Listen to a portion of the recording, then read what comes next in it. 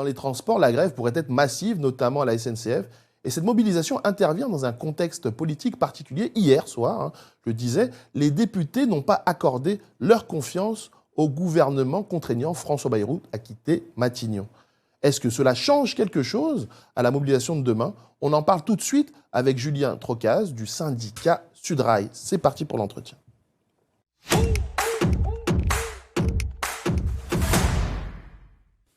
Bonjour Julien. Bonjour. Je vais commencer par l'actualité donc très récente. Je le disais en introduction, l'Assemblée a contraint François Bayrou à démissionner. Et à la veille des mobilisations du 10 septembre, est-ce que ce départ change quelque chose ou bien les luttes sociales doivent continuer de la même manière malgré le départ du Premier ministre? Non, ça change quelque chose, c'est que c'est une première victoire en fait. C'est une première, ça doit nous donner confiance à notre camp. À notre camp social, parce que si, je crois que Bayrou l'a dit dans le week-end, puisqu'il a fait beaucoup de médias ces derniers jours, il a dit qu'il se passait quelque chose dans le pays et qui allait l'empêcher de pratiquer sa politique.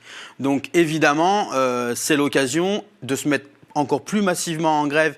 S'il y a des travailleurs et des travailleuses qui hésitent encore à se mettre en grève, il faut demain continuer à taper sur le clou du capitalisme et se retrouver en Assemblée générale.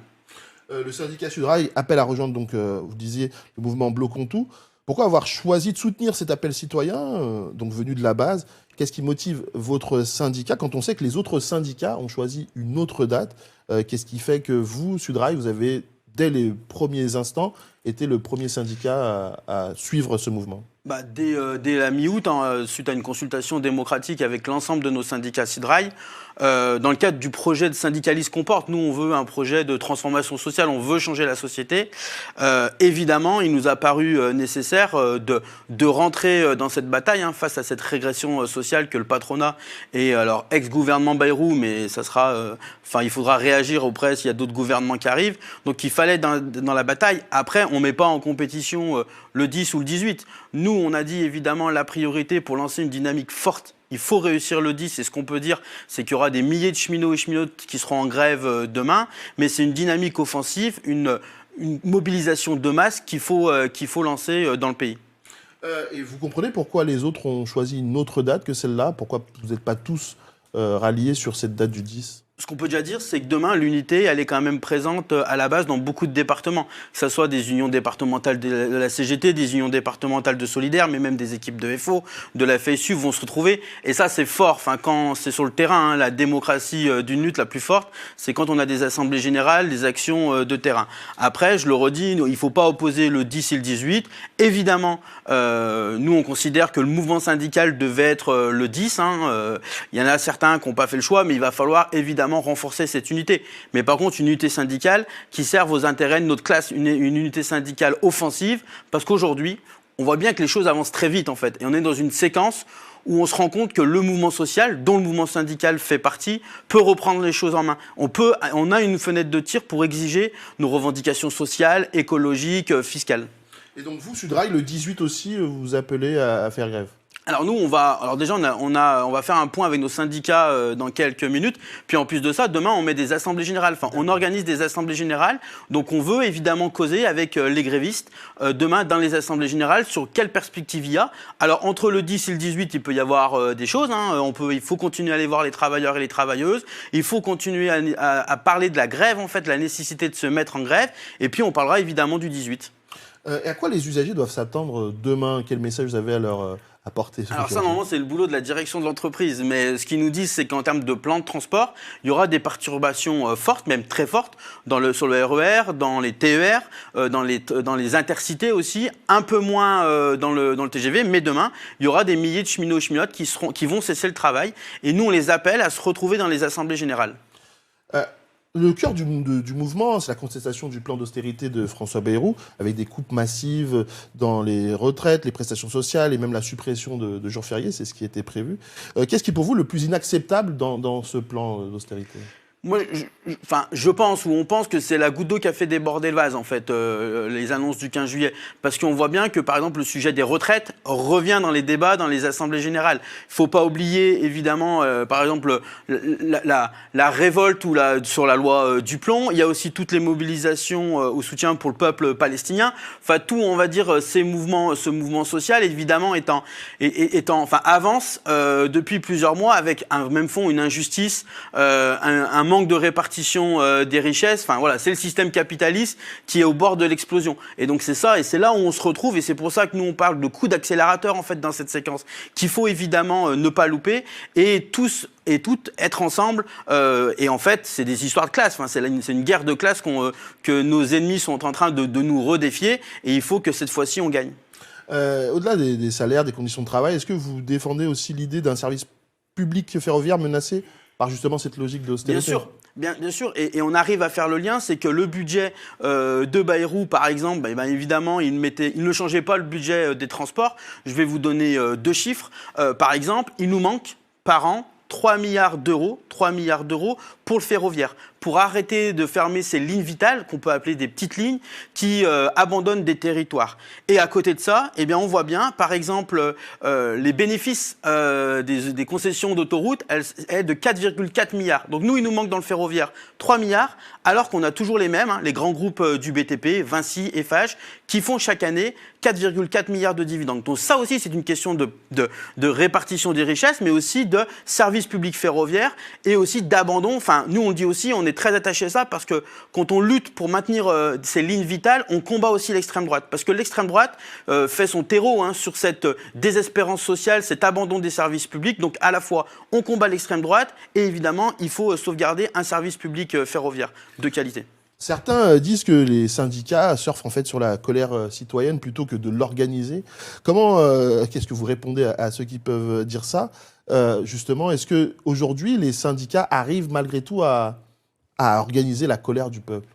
Bien sûr, parce que les syndicats, c'est le seul cadre collectif dans les entreprises où on coordonne les travailleurs, les travailleuses. C'est là où on sent évidemment le système capitaliste, en fait, dans les réorganisations, dans les suppressions de postes, dans la dégradation des conditions de travail.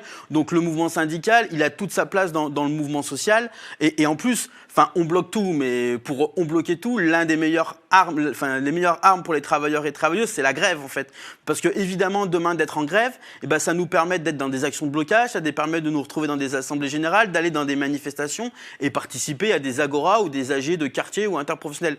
Donc, et là-dessus, on voit bien, il y en a très peu qui ont des réactions comme ça. Le mouvement syndical, beaucoup, nous, on a des alliances dans ce mouvement social et très rapidement, on s'est causé en se disant comment on se retrouve, comment on organise nos journées. Je vous donnerai un exemple. Ce qui va se passer, par exemple, à Rouen demain. Rouen, il y a une interorga. Le matin, il y a des mobilisations qui sont organisées, par exemple, par des gilets jaunes ou des associations activistes. À l'après-midi, c'est le mouvement syndical qui prend le relais avec une manifestation qui se terminera à la mairie. Et après, il y aura une agora citoyenne. Et on voit bien, l'ensemble du mouvement social, il avance ensemble. Et il est nécessaire, évidemment, de ne pas avoir une compétition et de mettre ses égos dans cette période de côté. Oui, il n'y a pas de compétition, entre guillemets, entre les mouvements citoyens, type les Gilets jaunes il y a quelques années, ou celui-là, le Bloquons Tout, et les syndicats. Vous travaillez plutôt de concert? On travaille de concert et puis on est les mêmes ennemis. On remet de la conscience de classe dans cette période. Après le 10, il y a également le 18, on le disait en début d'entretien.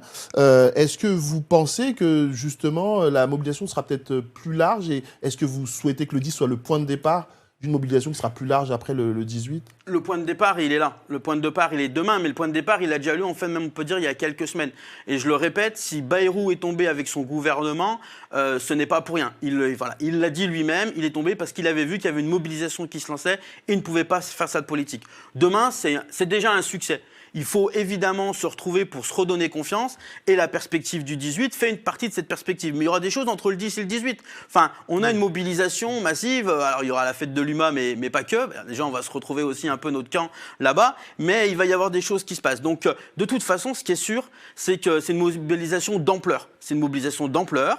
Il faut construire la grève. Il ne faut pas abandonner la question de la grève aussi dans les entreprises, dans les administrations, parce que c'est une question aussi centrale si on veut évidemment gagner cet affrontement social qu'on nous impose.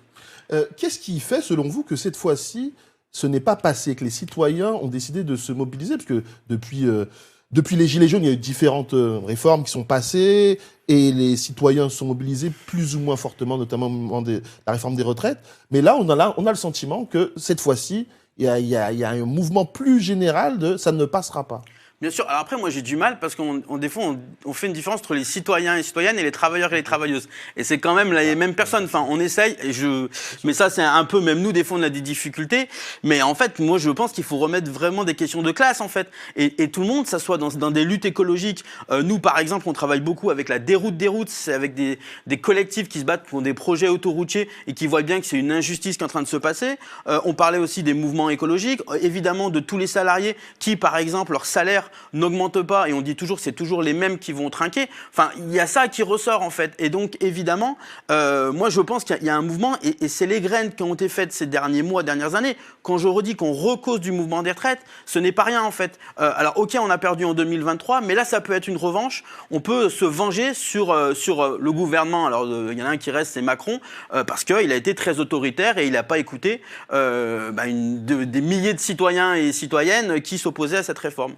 Et le fait que, justement, vous le disiez à l'instant, que François Bayrou décide d'accélérer son calendrier, de proposer ce vote, et finalement, il va devoir quitter Matignon, c'est aussi parce que, justement, l'élite, les dirigeants, la classe dominante commence à avoir peur, Bien sûr. du coup.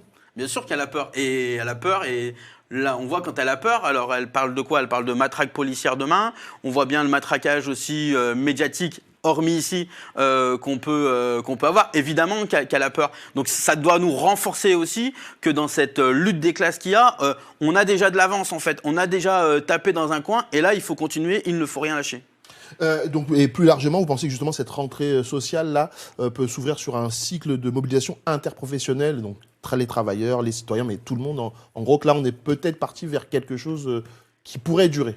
Bien sûr, il le faut, mais après, il y a des ingrédients. Il y a, je rappelais la grève, mais il y a aussi le sujet de l'auto-organisation. Il faut qu'à la base, ça soit un mouvement le plus démocratique possible et qui soit décidé par des assemblées générales de grévistes, des assemblées générales de quartier. Il faut absolument qu'on ait un mouvement le plus proche du terrain et qu'on s'en imprègne.